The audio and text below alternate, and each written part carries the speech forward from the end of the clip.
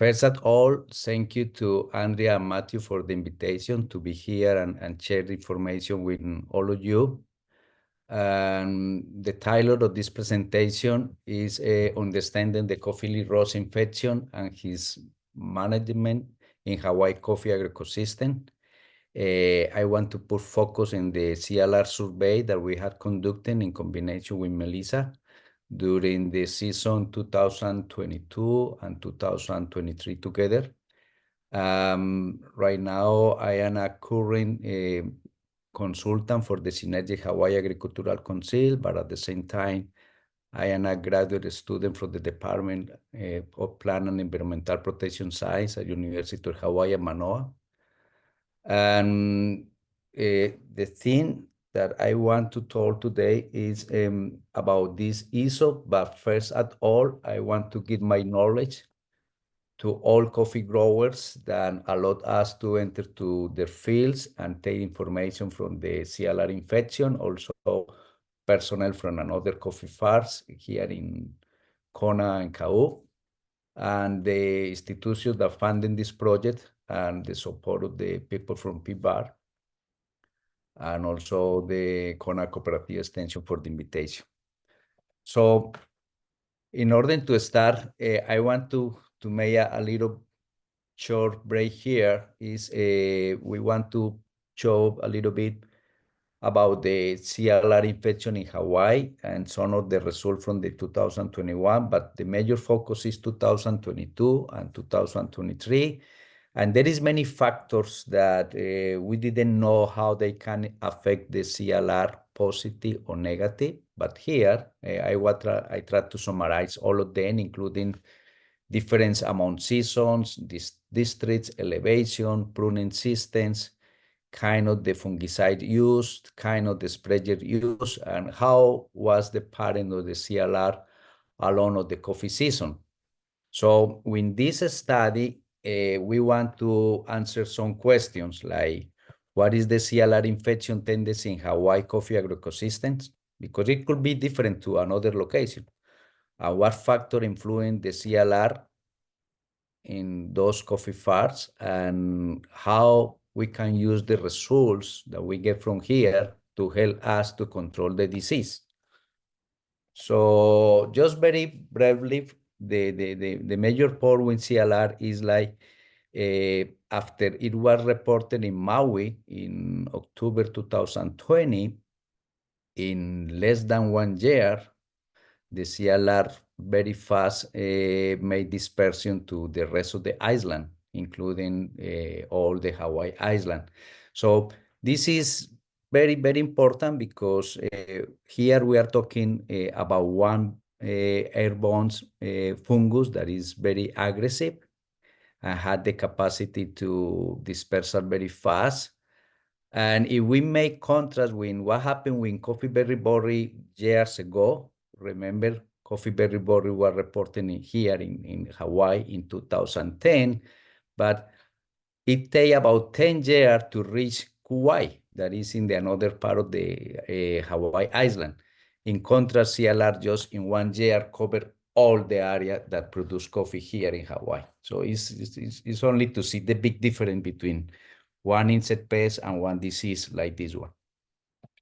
So for the first survey, the most relevant aspect here is that the infection of this fungus reach high levels incidence, specifically at the end of the harvest season. So this is the first finding that we find, and also we suffer defoliation at the end of the harvest season as well that impact the production from the coming season. So why is important to understand the CLR infection patterns? Well, at the beginning, 3 or 4 years ago, I said several times that we didn't know too much about the CLR under Hawaiian coffee agroecosystems, but right now, 4 years later, we get some kind of information that help us to improve the development of one integrated pest manager for CLR. So, and why this is important, because if you see here, this small CLR spulurate had the spot here. If we don't take measures, we can get this kind of the situation in just about 1 year. So to see how aggressive is the disease. And in the same year, if the farmer take is doing the normal agronomic activities and take control of the disease, then you can see in the same period of time totally opposite results. And this is why we need to understand how is the infection patterns of the disease and how we can use this information to help us to control the disease, because it's possible to control the disease if we are proactive. So enter to the coffee season 2022 and 23. We conduct this field trial in 27 different coffee fields, ranging between 1 or 2 acres in both districts, Kona and Kau. And the most important here is all of these coffee farms had high variability in many aspects: location, elevation, prunage system, how the farmer managed the disease, what kind of the fungicides are used, what kind of the spreader are used. All of these factors mattered in order to see what happened with the disease. And here you can see the location of the all different coffee farms, and they are a good representation of the coffee farmers in the island. So for the statistical analysis, only a couple things. One is overall, we had about 556 evaluations, monthly evaluation in all of these coffee farms. And we did some kind of the descriptive statistic to get information about that. And when we try to make separation of the major factors, we use one linear mixed model that help us to understand if those factors are had impact or not in the development of the disease.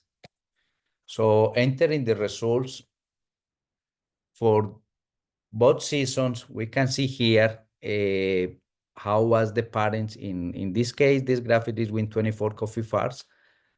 We see that they look between quotation relatively similar. Just one of the field was a little lower in 2022 in comparison with 2023.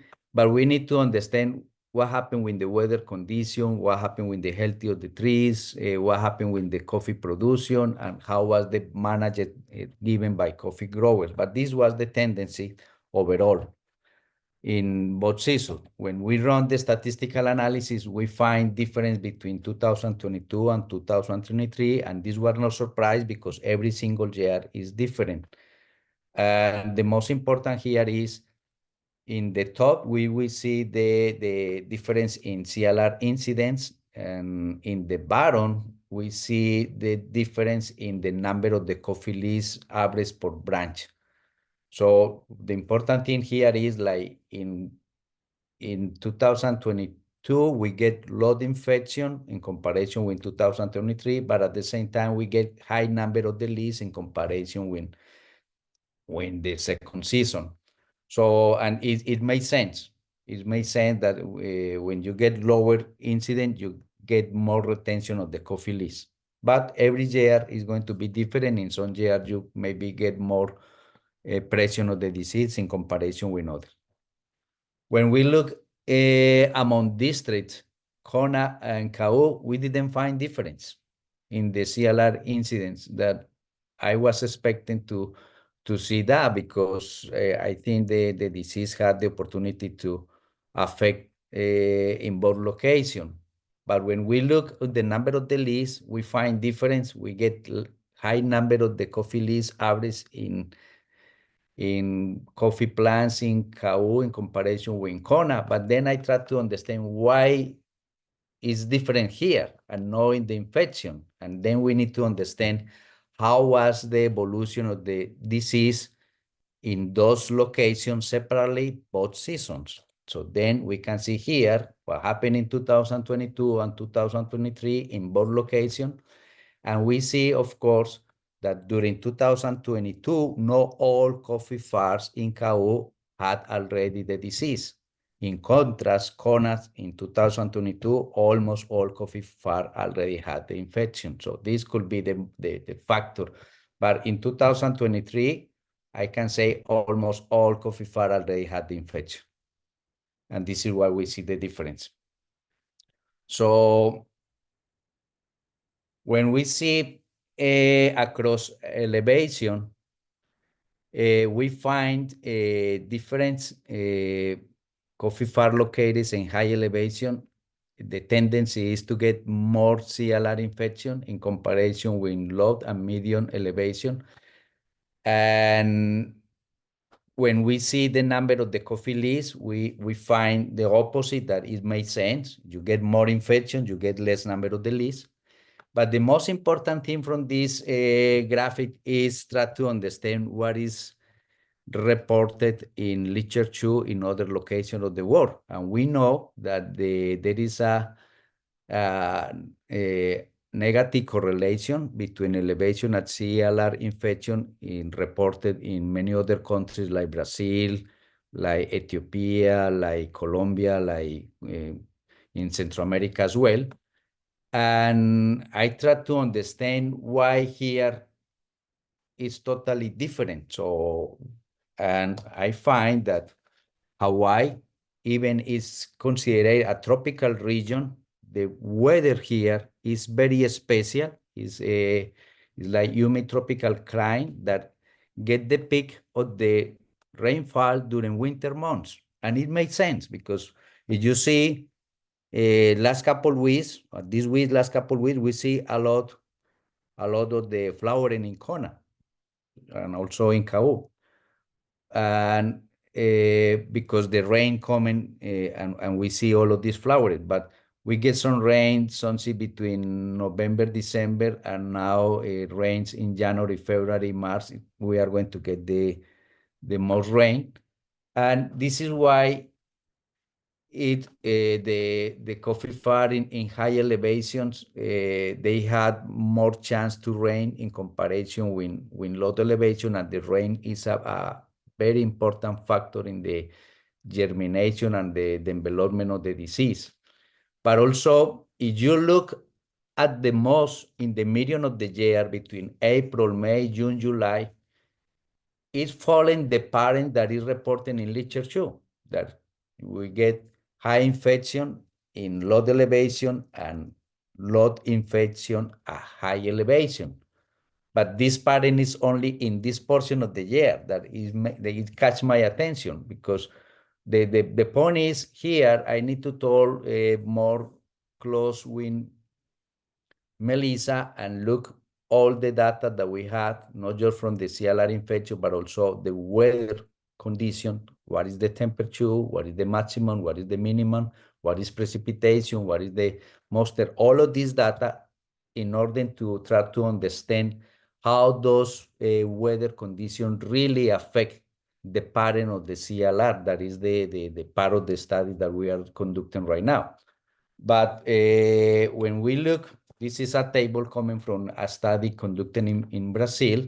We see high elevation with low infection of the CLR and low elevation with high infection of CLR in fields that had no control of the disease with use of the fungicide. So, and also we need to understand that, for example, in Brazil and Colombia, the coffee is planted between 2,000 to 4,000 or 5,000 feet elevation. That is totally different to here because the location of the tropic. But the most important is location with frequent precipitation during afternoons at night, and also when several cloudy days are conditions that favor the CLR infection. And where we find those conditions? In Kona and Kau coffee farm located in high elevation. This could be explained why we get more infection in those locations in comparison with the another location. So now when we see the pruning system, we had several pruning systems. We had the traditional Kona pruning styles. We had topping, we had Fukunaga, we had the stomping in block. All of the systems are different, and we want to see what happened with CLR in those conditions. And we find difference. And the most important thing here is the traditional pruning system is the pruning that favor more the infection of the CLR in comparison with topping and in comparison with the stumping. And I divide stumping in the first year and the second year because it's a different when you just stomp in the field. This first year, the plant is going to start the process of growing again, starting from new shoots, and little by little they are growing and becoming in stem and verticals. But it takes time. So I made differentiation between coffee far for the first year of pruning and coffee far after the second year of pruning, and we find the difference. So however, when we look at the topping, at the beginning, I was thinking, okay, maybe the topping system that showed relative low infection is because coffee farmer applied the translaminar systemic product. But then I realized we had some coffee farm that they are organic, they had the same pruning system, and the difference was not really huge. There is some difference, but no.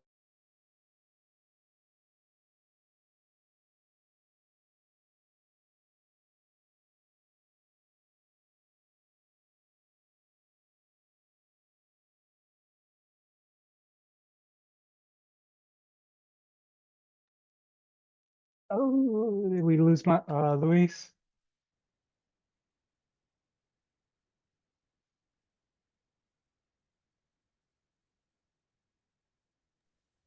Yeah, he's frozen. I thought it was us for a little bit. I'll text him that he's frozen. He may not know. Hang tight.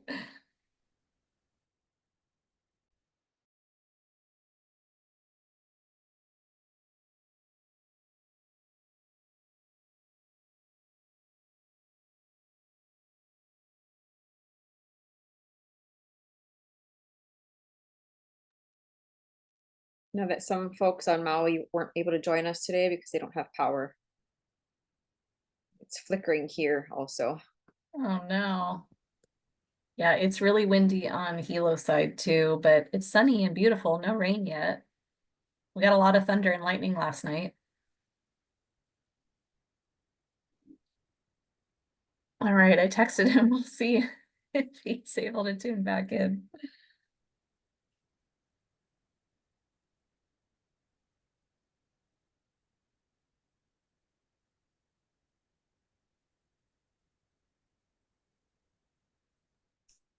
I guess we can take some questions midway while we wait. Yeah, I'm happy to answer anything that I can while we wait.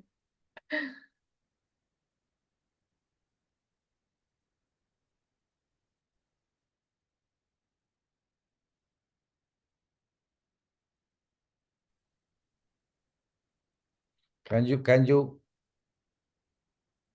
Yay, you. you're back.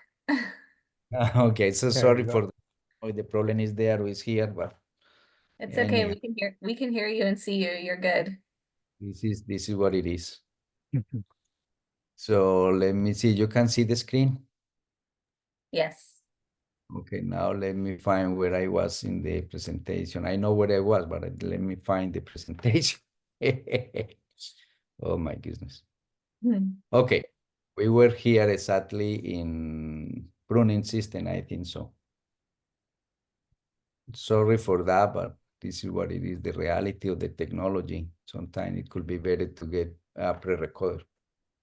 But anyhow, so I sorry for that. So we were here, and I would say before the interruption that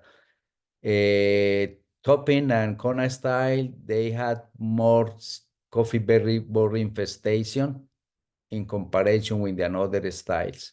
So then it's a decision of the farmer. You want to work with topping that I know it helps to reduce the infection because maybe it's very actively growing of the foliage, but you had the risk to get high infestation of CBB.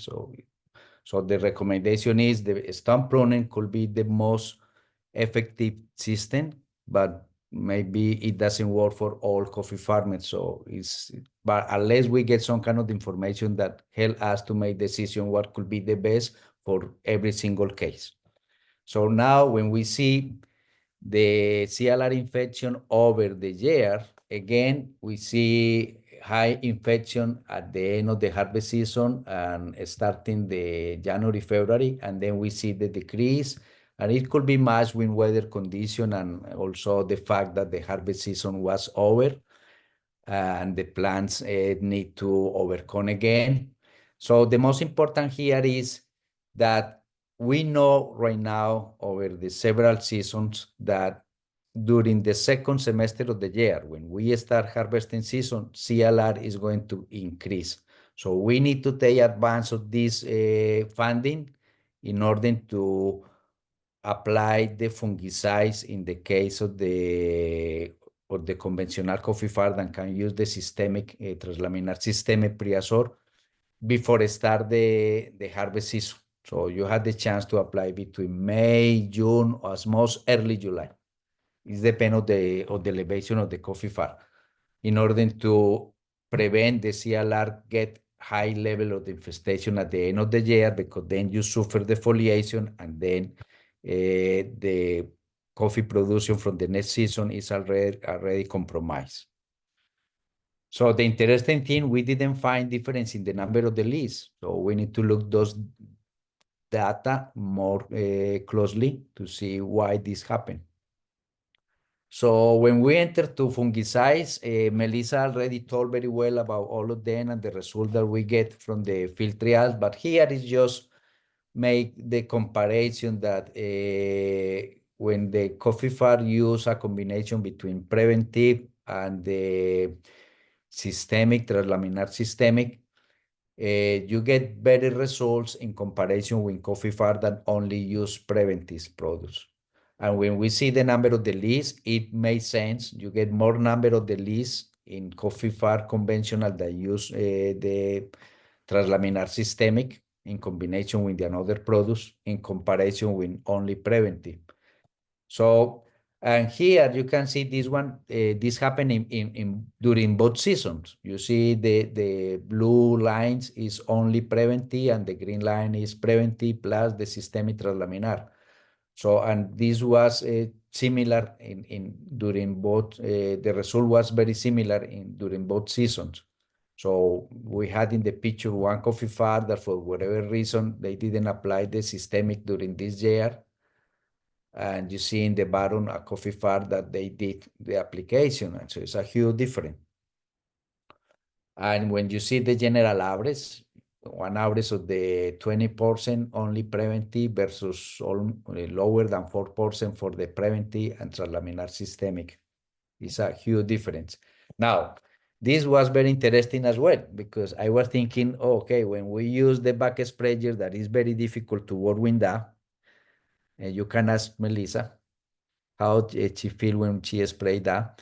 And I was thinking, okay, this is a limitation for coffee growers in comparison with coffee farm that you can use other kind of the sprayer or tractors.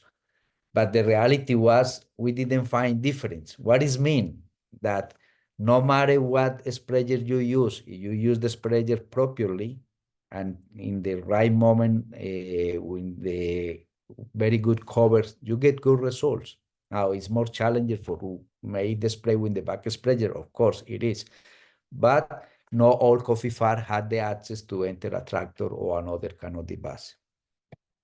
And this one is showing you the lines. It's about 3 consecutive seasons, 2022, 23, and 24 in one coffee farm that I am working. And you see the CLR infection during all of 3 years always was lower than, I can say, 6% infection. How was this possible? It was possible, I remember in this coffee farm during 2021, we did 10 sprays of the produce. But in 2022, we did 7, and then 6, and last year we did 5. What was the most important? We use the manager of this coffee farm was focused in improve the granular fertilization and also include foliar fertilizer anytime we spray to control coffee berry borer or to prevent coffee leaf rot. Also, we improve the control of the weeds. We did monitorings, and I told maybe not all coffee farmers want to do monitorings and take data, but at least go to the field and you can do one visual observation to see how was the sporulation of the disease, if they are activate or they are not activate. This is important. We apply during 2022, 23, 24, we applied 2 times Priazor ID, the application my own. And we apply 2 times a year, and between January and February, the first spray, and the second was between May, June, or early July in order to get the regulation of 45 days before harvest. And also we apply the other products, preventives, copper or bacillus. But the important thing is, if you see these coffee plants, this picture was taken yesterday. I was totally surprised. That was really not too much CLR. The last evaluation, I think, was something about, I don't know, 3 or 4% or something like that. And we are right now at the end of the harvest season. So one of the aspects that we know right now is, okay, the farmer, they need to understand the difference between what is activate CLR sporulation. And when you apply one product based in copper or one product based in the systemic translaminar, you need to see what you are expecting to see if you go to the field and do one like visual observation. So you know, okay, the product is working or the product is not working. So, and this is how they look. So you need to understand that the copper-based product had the chance to kill several spores of the fungus that they are exposed at the moment of the application, but it's not going to control the development of the disease that is inside the coffee leaves. So 1 week later, you see the sporulation grow up again. In contrast, when you apply the translaminar systemic, it's going to work inside the coffee leaves and it's going to stop the development and production of the spores inside the coffee leaves that had the infection. It's going to stop the infection. This is why it's a curative fungicides, and you need to see this kind of difference. So finally, I can say that the conclusion is over the 4 years working with CLR in Hawaii, I can say that it's possible to keep CLR under control and keep producing coffee in Hawaii if growers are proactive by understanding the disease parents, improving agronomic practice, and use fungicides properly. So here we can see several examples, and I took those examples because we know that the peak of the disease is going to happen something between December, January, February. So you see the days of the pictures, December 2023, January 2024, January 2025, last Sunday, I think so. And this one, December 2024.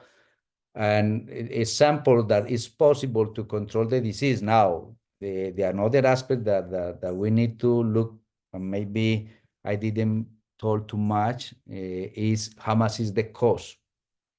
And we had some data, but if we pass from 10 sprays that we did during 2021, and right now we are moving something about 6, maybe 4 sprays over the season, is going to be a reduction, significant reduction of the cost of the labor and the cost of the produce for coffee growers.